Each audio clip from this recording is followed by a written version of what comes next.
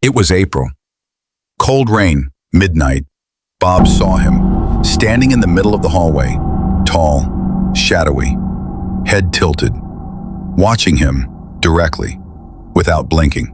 His coat hung like it was dripping wet, but the floor under him was bone dry. No footsteps, no breathing. Just presence. This wasn't a dream. Bob knew the house too well by then. He had seen lights flicker, furniture drag across the floor, but tonight was different. Tonight it was looking at him back. He stood frozen near the base of the staircase, barely breathing. The figure didn't move until it did. It stepped toward him. And that's when Bob ran from the house he thought would be his family's dream. But it wasn't a home anymore. It was alive. Bob Kramer wasn't crazy. Former military intelligence, logical, calm, father of 4, husband, steady hands. He didn't believe in ghosts. He believed in blueprints and boiler manuals. But something inside this house had broken his beliefs, and now it was breaking him. He grew up nearby, walked past the house as a kid, always drawn to it. It was like it stared back at him through its windows. Even when he moved away, he'd dream about it. The staircase, the third-floor window, the pull of it. So when it went on sale in 1988, he bought it, no hesitation. He thought it was fate. He didn't know fate had teeth. The first sign came from his son. 3-year-old Bobby vanished during the showing.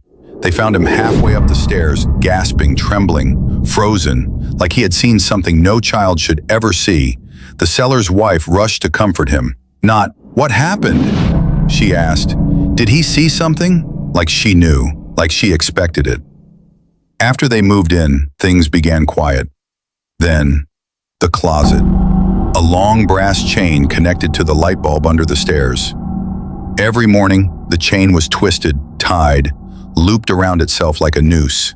Bob tested it, weighed it down, secured it. Still, every night, it rewound itself. Once he opened the door and found his daughter's rosary braided into the chain. No one touched it. No one even went in there. That closet, that was the heart of the house. Later, paranormal investigators would call it the lair. But back then, Bob didn't have names for it, just fear.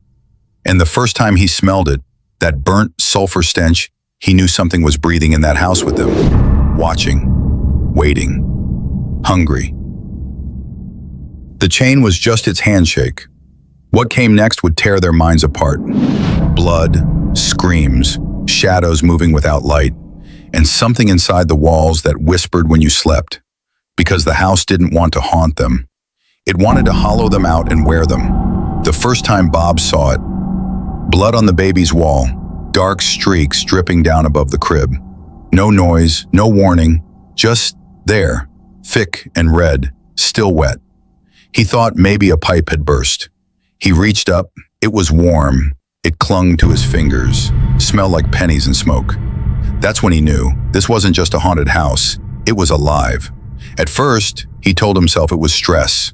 Long days, moving in, 4 kids, but the blood came back. Different room, same thick drips.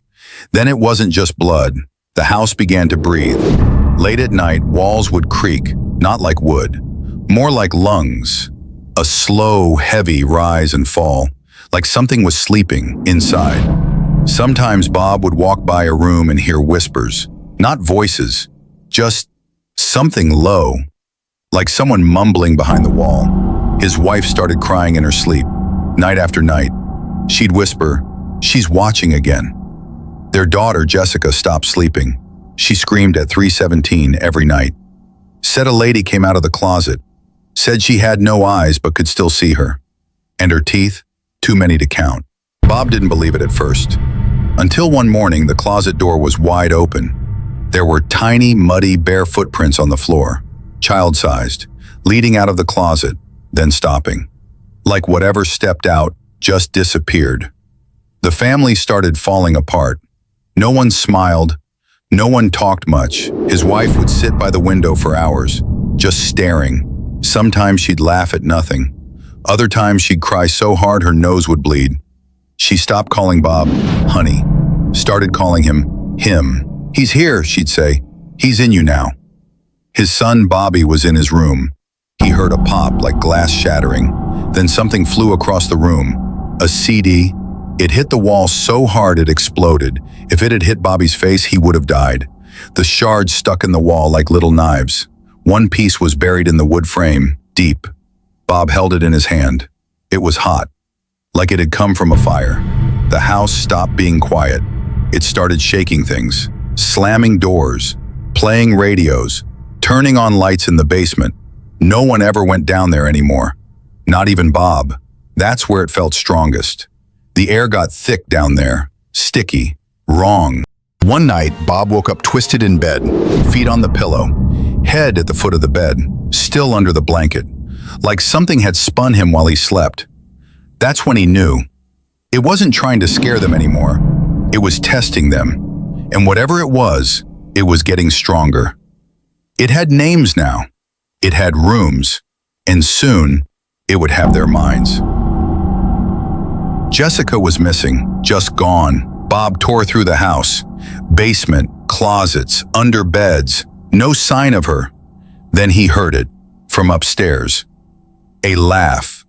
Not a child's laugh. A woman's.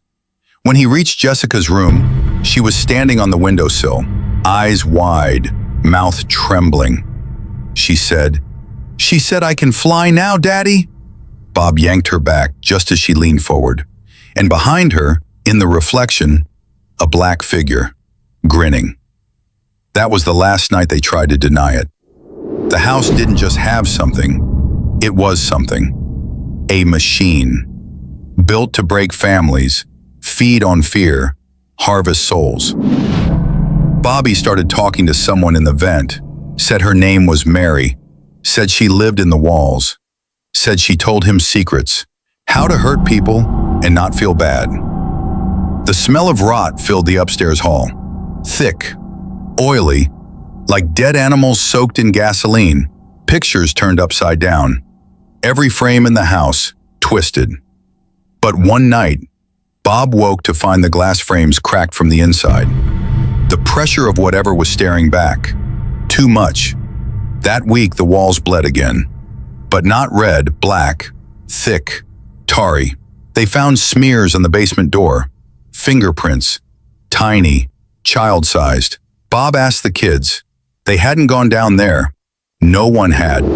No one would. His wife stopped sleeping. Then she stopped eating. Then she stopped talking. One night, Bob found her in the backyard at 2:11 a.m. in her nightgown, barefoot in the snow. She just stared at the woods and said, "She's calling from the roots. She wants us buried." By now, Bob was seeing it full form, in mirrors, reflections. That same black silhouette, long, stretched limbs, skin like wet paper, no mouth, just teeth, lining the inside of its throat, rows and rows, even on the tongue. Bob went to the church. They sent a priest, then a team. Holy water, rites, Latin chants in every hallway. The house responded, louder, pictures shattered during prayers. A wall cracked open during mass. The basement door blew off its hinges. And the stench? Worse than death. Sulfur, burnt rubber, decay, thick enough to taste. One night during prayer, something grabbed the youngest child, threw him from his bed, 10 feet across the room.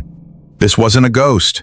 It wasn't sad. It wasn't trapped. It was home, and they were the infestation. The church told Bob, "This one's stronger than usual." But they stayed. And now, the house was done playing. The basement door slammed shut on its own. With the priest still inside, they heard him screaming, not in fear, in agony. Bob tried to pull the door. It wouldn't budge. The hinges hissed smoke, like something was holding it closed, from inside. They held the final mass right there, in the basement, surrounded by ash crosses and shattered icons. The lights died. The room went freezing cold. The crucifix above the altar, it fell, snapped in two. Then came the voice, from the shadows, a whisper, but not in words. It crawled into their ears, into their mouths. Mine, mine, mine. The smell hit next. Not rot, not blood. Fire, like burning flesh and melted wax. Then, something moved from the crawl space. Bob said it didn't walk. It slithered, as if it had bones but chose not to use them. It filled the corner of the room, 10 feet tall, all shadow, and a head like a crushed skull. Bob clutched his rosary until it snapped. His daughter screamed, not at the thing, at her mother. She was floating, levitating off the floor, her head rolled back, eyes white. She said, in a voice not her own, "You gave me the children. Now give me you." Father Labar shouted the final rite, voice shaking, sweat pouring. The creature screamed, the walls trembled, floorboards cracked, blood bubbled up through the drain. Then, silence. A silence so thick it crushed Bob's chest. And finally, a sound like wind being sucked out of the house. It was gone. They never celebrated. No champagne, no smile, just stillness and relief soaked in terror. Bob kept hearing it for weeks. Footsteps, knocking, his name whispered from heating vents. They painted over the blood, it bled through. They changed the wallpaper, it peeled, but nothing ever came again. Until one day, the light in the basement flicked on by itself. You think this story's over? You think demons die in the dark? Bob still lives in that house, still hears footsteps in rooms that should be empty. And the last guest who slept there woke up with mud on their feet. We tell the stories you were never supposed to hear. True stories, dark stories, the ones the church won't talk about. Subscribe to Basement 13, but don't blame us if something follows you. We warned you.